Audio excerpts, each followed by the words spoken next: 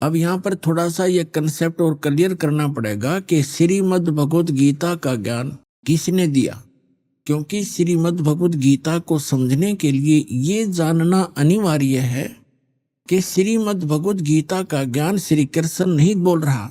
श्री कृष्ण के अंदर प्रवेश करके ये ब्रह्म बोल रहा है, सरपुरुष बोल रहा है, ये काल बोल रहा है। यहाँ थोड़ा सा हिंट देंगे ताकि श्रीमद् भगवत गीता आपके बहुत आसानी से समझ में आएगी। अब आपको दिखाते हैं कि जब महाभारत का युद्ध समाप्त हो चुका और युधिष्ठिर जी को राजगद्दी प्राप्त होगी, तो श्री कृष्ण ने कहा पांडवों से कि अब मैं द्वारका जाना चाहता हूं। तब अर्जुन ने कहा कि भगवान, आप जी ने जो युद्ध के समय मुझे ज्ञान सुनाया था, श्रीमद् भगवत गीता जिसको कहते हैं, वो बुद्धि के दोष से मैं भूल गया। उसी ज्ञान को प्रभु एज इट इज सुनाना, फिर से सुनाना, हमें एक सत्संग करके जाना ताकि हम आपके द्वारा दिए गए वचनों के आधार से हम अपना आगे राज्य भी करें और जीवन भी सफल करें। तो उसके विषय में आपको दिखाते हैं। ये है संक्षिप्त महाभारत द्वितीय खंड, गीता प्रेस गोरखपुर से प्रकाशित है ये। और इसके कहां से छपा है, इसके अनुवादक भी वही हैं, द्वितीय खंड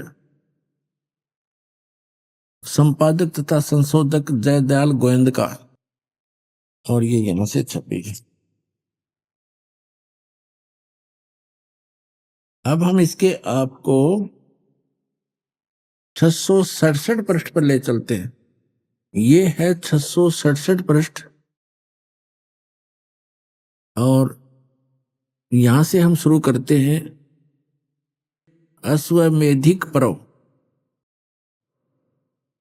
अर्जुन का श्री कृष्ण से गीता का विषय पूछना और कृष्ण का अर्जुन से सिद्ध महर्षि और कश्यप का संवाद। यह देखिए, जन्मे जय ने पूछा ब्राह्मण, शत्रुओं का नाश हो जाने के बाद जब महात्मा श्री कृष्ण और अर्जुन सभा में बैठकर वार्तालाप कर रहे थे, उसमें उनमें क्या क्या बातचीत हुई। तो वैशंपायन जी ने कहा, राजन, श्री कृष्ण सहित अर्जुन ने जब अपने राज्य पर पूरा अधिकार प्राप्त कर लिया तो वे दिव्य सभा भवन में आनंद के साथ रहने लगे।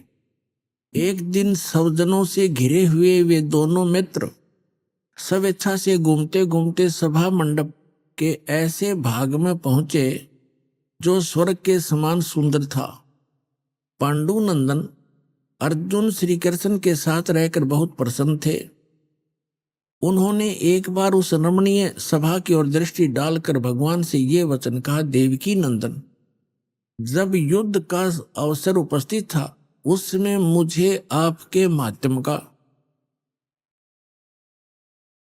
ज्ञान और ईश्वरीय स्वरूप का दर्शन हुआ था, किंतु केशव, आपने स्नेहवश पहले मुझे जो ज्ञान का उपदेश किया था वह इस समय बुद्धि के दोष से भूल गया है।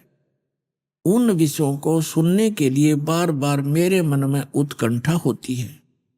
इधर आप जल्दी ही द्वारका जाने वाले हैं, अतः पुनः वह सब विषय मुझे सुना दीजिए।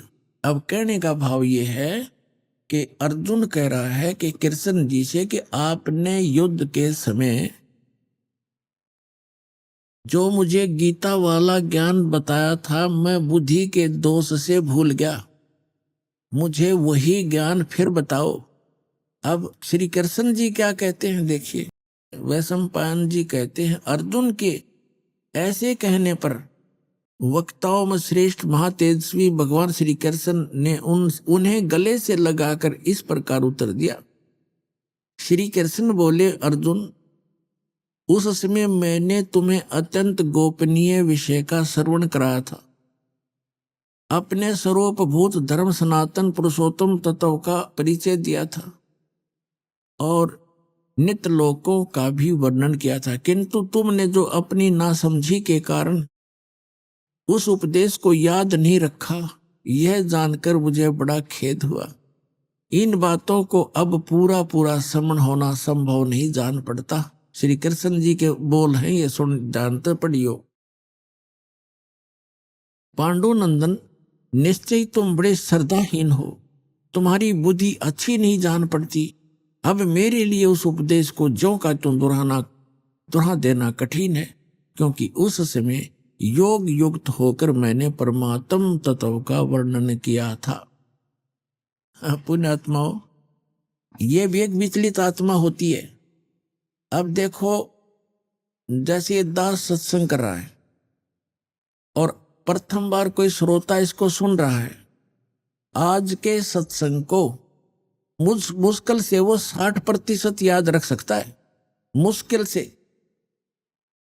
और फिर 1 हफ्ता 10 दिन के बाद, महीने 2 महीने के बाद वो मुझे मिले और मुझसे कहे, जी वो सत्संग आपने किया था वो फिर से सुनाना, तो मैं तुरंत सुना दूंगा। यदि मैं अपने होश हवास में बोल रहा हूं और मैं ये कहूं कि तेरी बुद्धि अच्छी नहीं है, तू श्रद्धाहीन व्यक्ति है, तूने वो सत्संग याद क्यों नहीं रखा, और मैं ये कहूं मुझे तो अब याद नहीं, कोई बात हुई या? इसे सिद्ध है कि श्री कृष्ण नहीं बोल रहा था गीता का ज्ञान, उसके अंदर वो काल बोल रहा था प्रवेश करके। अब उसको कुछ भी याद नहीं। फिर कहता उससे मैंने योग युक्त होकर के वो ज्ञान बोला था।